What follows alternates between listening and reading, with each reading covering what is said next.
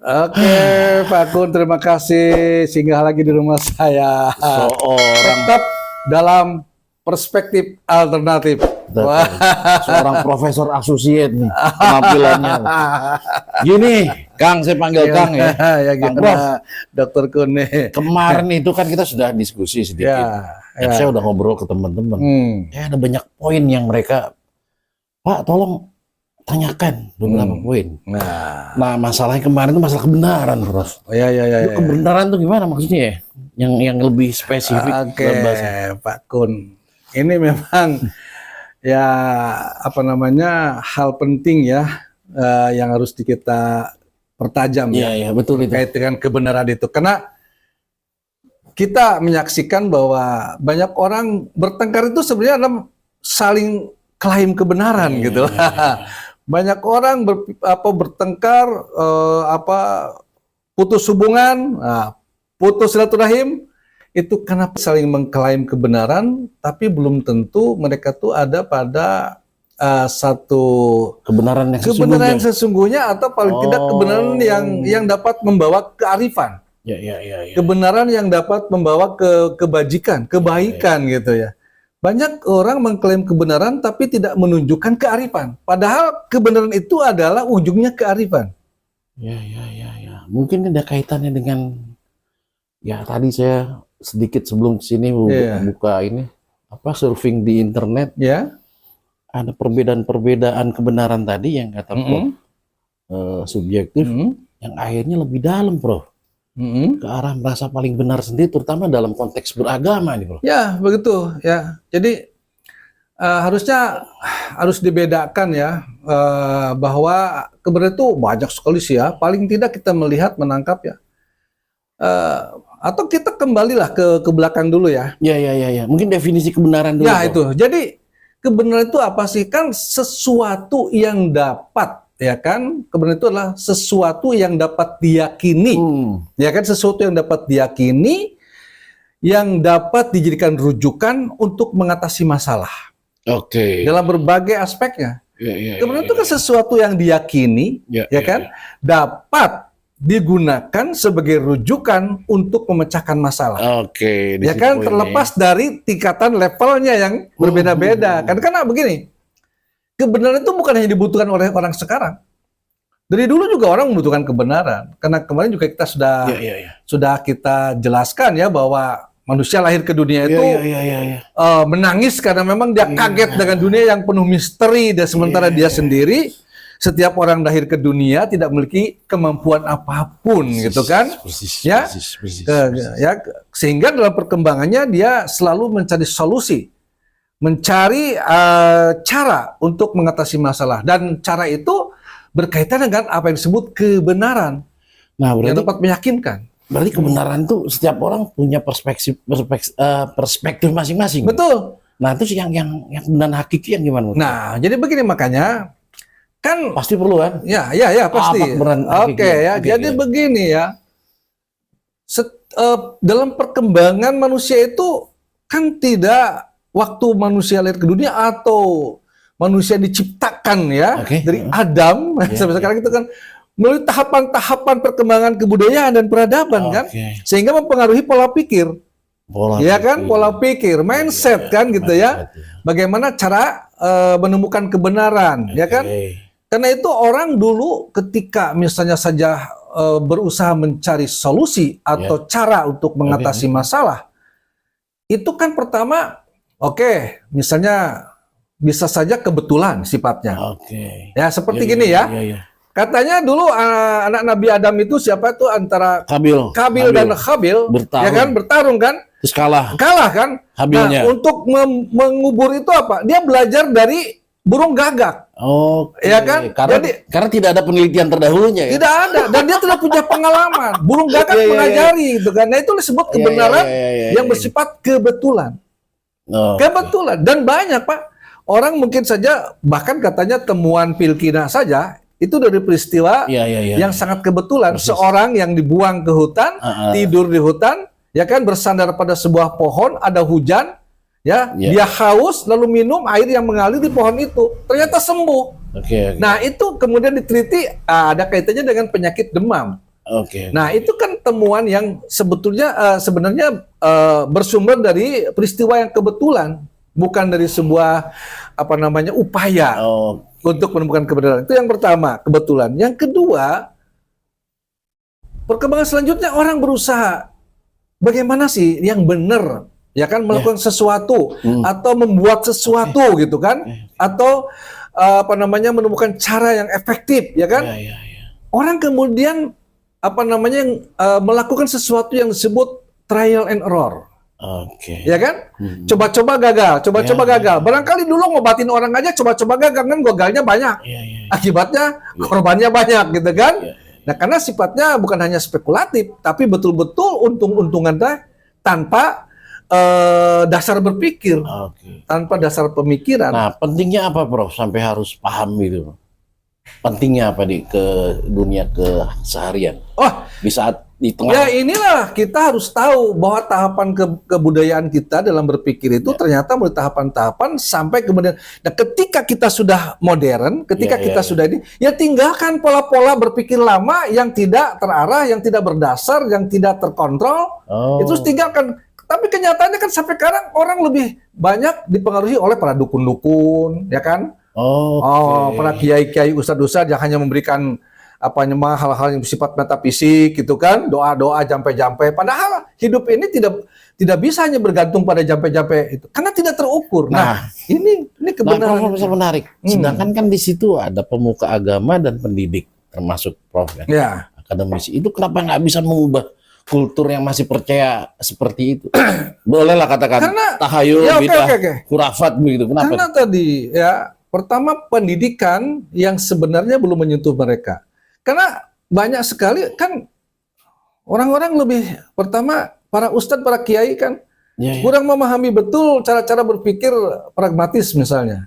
Nah, pragmatis, ngomong sebelum itu mungkin pemerhati PA PA Orang kadang-kadang suka ngomong begini, Prof. Suka dibilang, lu mah pragmatis, sakit hati. Sedangkan Prof bilang bahwa pragmatis perlu. Itu bedanya gimana? Bedanya gini. Mungkin yang dimaksudkan teman menuduh kita, kamu yang berpikir pragmatis, itu barangkali kan ditujukan pada satu tindakan yang menghalalkan segala cara untuk mencapai tujuan. Itu sudah masuk pragmatisme. Jadi pragmatisme itu justru mengalami peyoratif penurunan makna yang tadinya agung menjadi low. Atau paling tidak mungkin maksudnya dia menuduh itu kepada kita seorang yang pahamnya itu bagaimana cara mencapai tujuan dengan cara apapun gitu. Ya kan? Jadi pragmatis oportunis mungkin. Oportunis ya, tapi kalau sebetulnya nggak bisa pragmatis. Karena sebenarnya kan ilmu karena sebenarnya ilmu itu sendiri itu memiliki fungsi pragmatis. Nanti kita jelaskan. Nah, namun sebelum ke situ kita ke belakang dulu. Jadi setelah perkembangan di mana orang mencari kebenaran lewat misalnya trial and error. Kemudian juga orang mencari kebenaran, ya tentu saja kebenaran yang dimaksud adalah lebih bersifat, ya sebenarnya sih memecahkan persoalan-persoalan dunia, tetapi kemudian lebih bersifat pada klinik misalnya. Seperti misalnya saja melalui yang disebut authority and tradition. Jadi orang mencari kebenaran itu dengan bersandarkan pada yang dianggap tokoh, yang dianggap yang dianggap memiliki kelebihan, yang dianggap berwibawa, yang dianggap memiliki ilmu tertentu gitu kan. Dan itu sifatnya tradisional, biasa kaum tradisi gitu kan. Jadi praktek-praktek mencari kebenaran seperti itu kan sebenarnya adalah orang-orang tradisional seperti kita kan. Kebenaran itu dalam berbagai aspek kehidupan. Seperti misalnya orang mau hajat, mau nikahkan. Dia mencari kebenaran. Apa yang dicari di kebenaran dalam kaitannya dengan hajat? Harinya hari apa supaya tidak hujan misalnya. Hari-harinya apa supaya orang banyak datang gitu kan. Problemnya di mana? Problemnya apa? Ya, karena orang seringkali percaya terhadap hal ini, ada keyakinan mistik. Jadi banyak orang di Indonesia ada keyakinan mistik di mana dia percaya bahwa ada hal-hal yang harus diselesaikan dengan mistik juga gitu kan. Nah, makanya orang bertanya kepada orang yang dianggap bisa, dianggap, makanya disebut orang pinter bahkan. Nah, orang pinter itu mungkin orang pinter itu mungkin di hasil pengalaman sendiri dikasih ke kita, ke orang itu percaya begitu aja. Padahal itu kan pengalaman pribadi kan, digeneralisasikan, nggak boleh, nggak bisa. Samina wa atona ya, sangat takjub, sangat cium tangan gitu kan, wah ya kan. Bahkan, tidak melakukan pengujian sendiri. Betul. Jadi itu keyakinan datang karena dogmatis. Kebenaran itu melalui orang-orang yang dianggap benar, yang dianggap pinter, ya dalam tanda petik. Pinter itu kan orang Indonesia yang sangat pinter tuh dukun kan, atau paranormal gitu orang kan. Pintar. Jadi kalau kita bukan orang pinter. Kita orang akurasi. Jadi itulah orang mencari kebenaran yang bersifat tadi ya. Sebenarnya itu kan menyelesaikan masalah dunia kan. Tapi kok carinya secara klinik ya metafisik gitu kan, tidak terukur gitu kan. Tapi itulah orang dalam perkembangan kebudayaannya, dalam perkembangan kehidupannya, terus ya sampai ke akhirnya orang mulai mengenal filsafat setelah mungkin otak manusia semakin berkembang, semakin paham dengan berbagai fenomena yang ada. Dia kemudian membangun argumentasi gitu kan, dengan cara berpikir sehat, dengan akal sehat ya kan, common sense ya kan. Nah, dengan common sense-nya itu manusia sudah mulai bisa ya kan membaca fenomena-fenomena yang ada, tetapi masih bersifat spekulatif. Inilah era filsafat. Jadi orang mulai berkembang otaknya. Walaupun ini terbatas pada kalangan tertentu yang sudah mulai membaca fenomena-fenomena itu. Tapi izin Prof, ada juga yang alergi dengan filsafat, Prof. Ada yang alergi dengan filsafat. Ya itu kan tidak paham. Padahal semua itu kemajuan ini diawali dengan filsafat. Orang yang alergi terhadap filsafat harusnya alergi terhadap laptop. Waduh. Alergi terhadap HP. Alergi terhadap jam tangan. Kenapa? Ini kan produk orang-orang yang telah mampu berhasil, ya kan, berpikir, ya kan, sampai kemudian mampu ya berpikir tentang filsafat ilmu, ya kan, yang melahirkan 3 unsur filsafat ilmu: ontologi, epistemologi, dan aksiologi kan. Dan ini kan teknologi dibangun lewat filsafat ini. Ya kan? Teknologi sebagai produk dari ilmu pengetahuan. Ilmu pengetahuan dibangun lewat filsafat ilmu. Jadi kalau orang tidak alergi terhadap filsafat, alergi juga terhadap laptop, alergi juga terhadap hasil-hasil positif yang memberikan sumbangsi buat peradaban kemajuan manusia. Nih, yang sering ditanyakan dalam Al-Quran itu justru itu adalah unsur filsafat yang ada pada manusia. Karena manusia itu dibekali untuk berfilsafat, yaitu akal. Makanya Al-Quran sering bertanya, afala taqilun, afala tatafakkarun. Sebenarnya itu kan kaitannya konteksnya dengan filsafat. Manusia berpikir tuh, jangan hanya membaca sesuatu yang terlihat saja, tapi apa yang dibalik terlihat itu ada apa hakikatnya. Kan? Jadi sebenarnya filsafat itu adalah induknya ilmu pengetahuan. Jadi bukan membaca yang tersurat, tapi yang tersirat ya. Yang tersirat itu lebih dalam, Pak. Ya kan?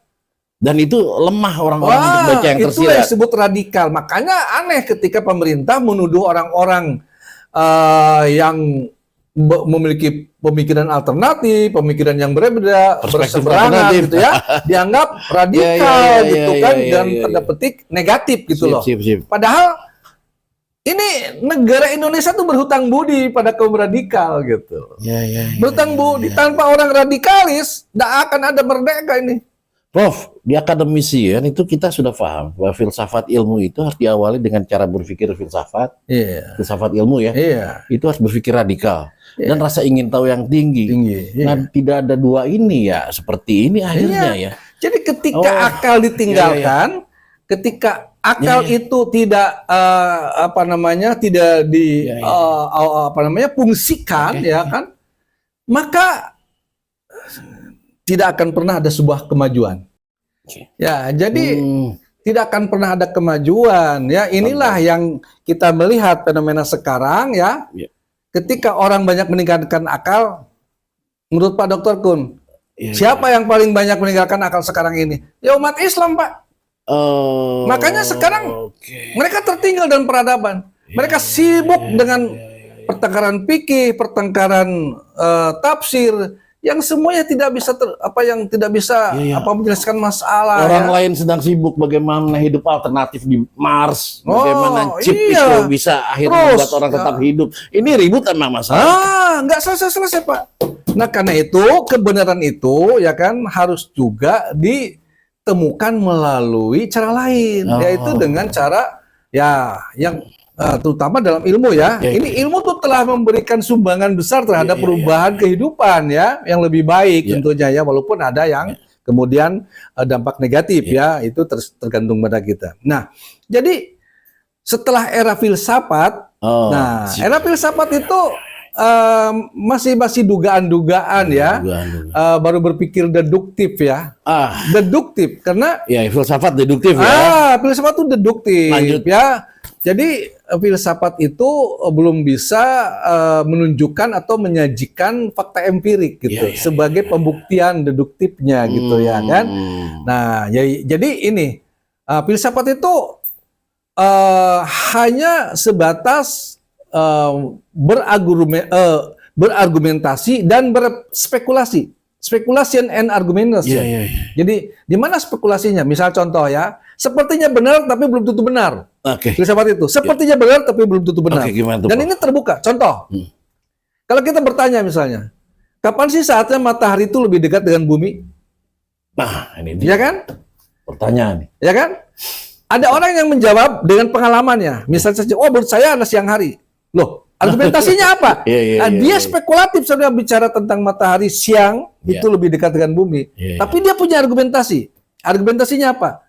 Coba kalau kita lebih dekat dengan sumber panas, kita akan terasa panas. Semakin jauh dari sumber panas, akan terasa dingin kan? Siang hari itu terasa panas banget. Berarti, jadi ada kesimpulan silogisme di situ. Tapi silogisme yang tidak bisa diuji secara empirik. Jadi semacam postulat ya? Postulat saja. Kebenarannya nggak usah pakai pengujian lagi kan?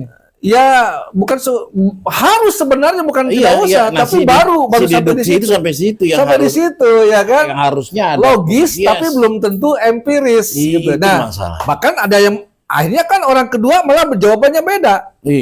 Apa kata orang kedua? Tidak, menurut saya pagi hari. Ya kan? Spekulatif juga, tapi dia punya argumen. Loh, menurut Anda pagi.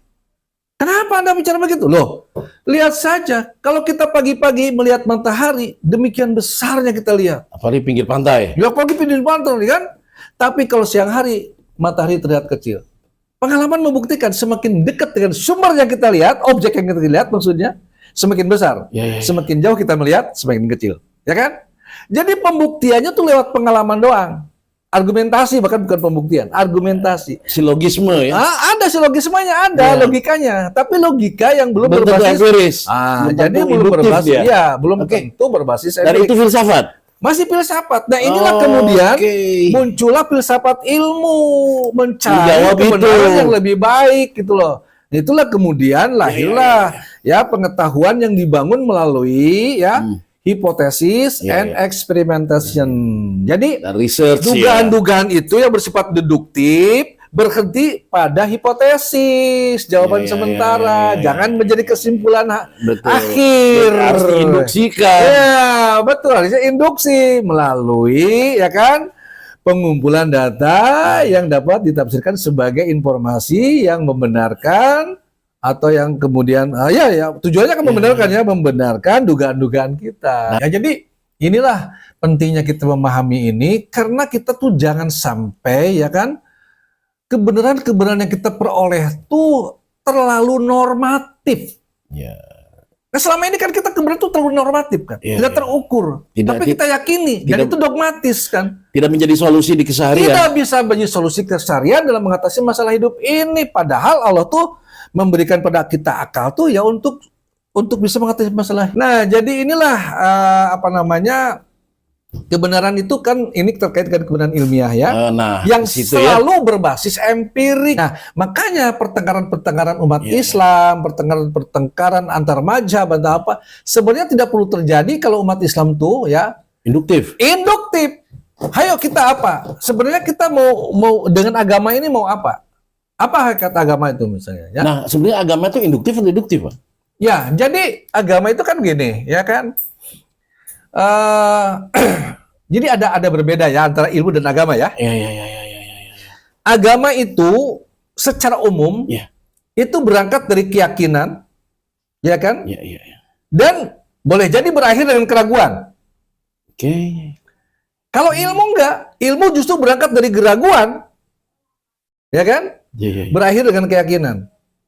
Nah, Oh. karena itu agama yang baik itu jangan melulu pendekatan normatif. Makanya orang-orang luar itu masuk Islam itu kadang pendekatannya bukan hanya normatif, tapi dia dengan sungguh-sungguh mengungkap kebenaran Al-Quran, kebenaran agama Di dunia induktif. ya, sampai kemudian dia menemukan ya kan bahwa inilah yang benar gitu. Ya. Jadi dia ragu. Ibrahim itu adalah ya kan Dia orang yang induktif.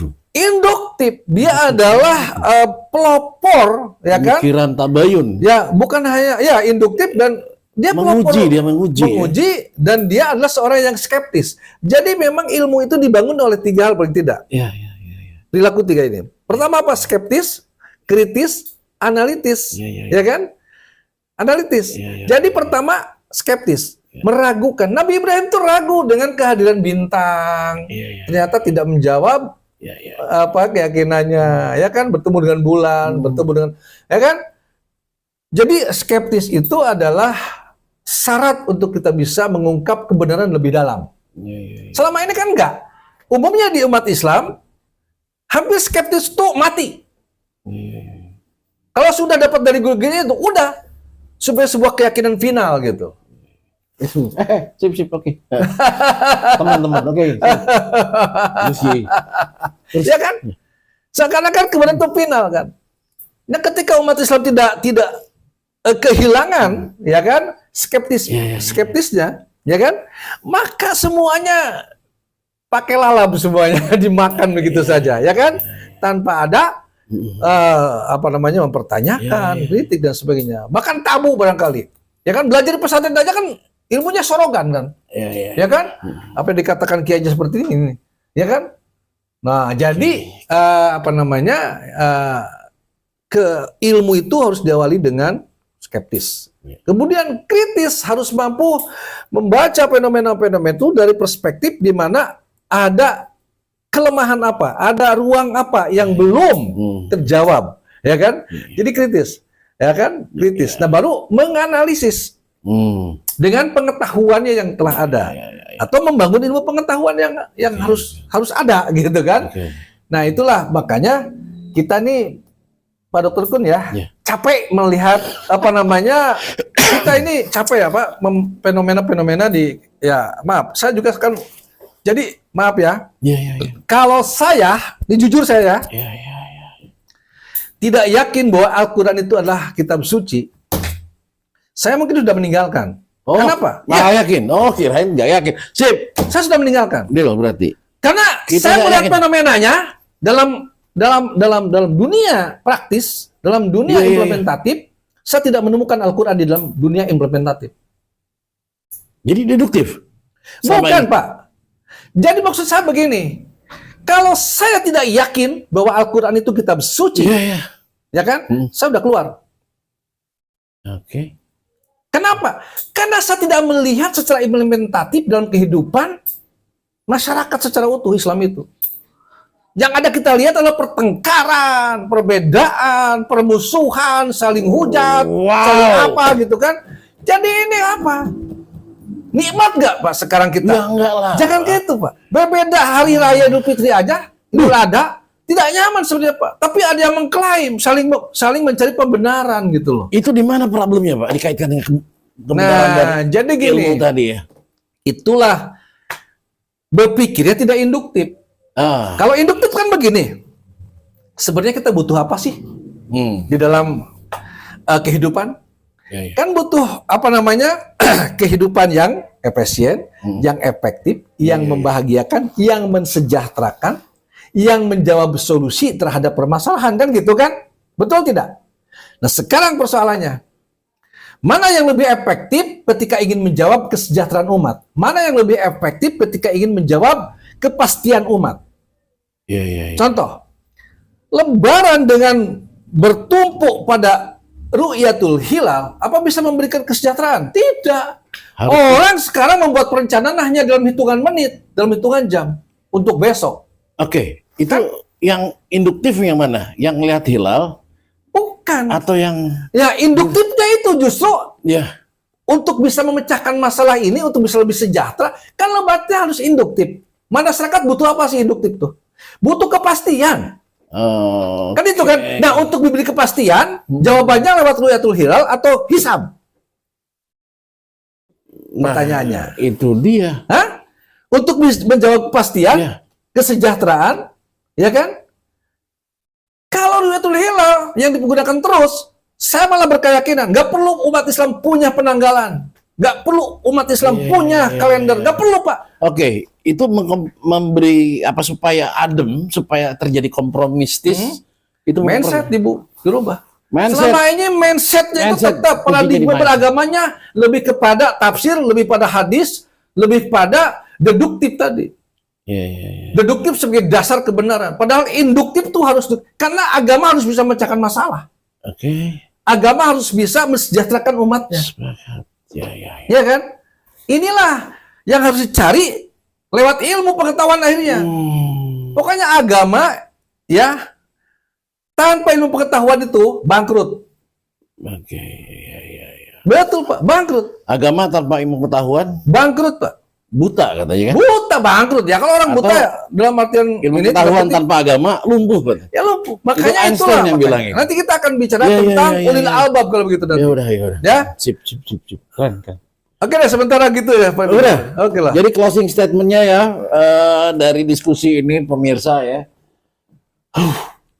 Ternyata semua ini problem di masalah kurang mau berpikir filosofis ya. Orang lebih gemar melihat sesuatu secara tersirat. Tersurat. Padahal yang penting tersirat. Nah, menjawab itu orang-orang filsafat itu. Ternyata tadi Prof bilang bahwa itu harusnya ada jawaban. Jawabannya di filsafat ilmu.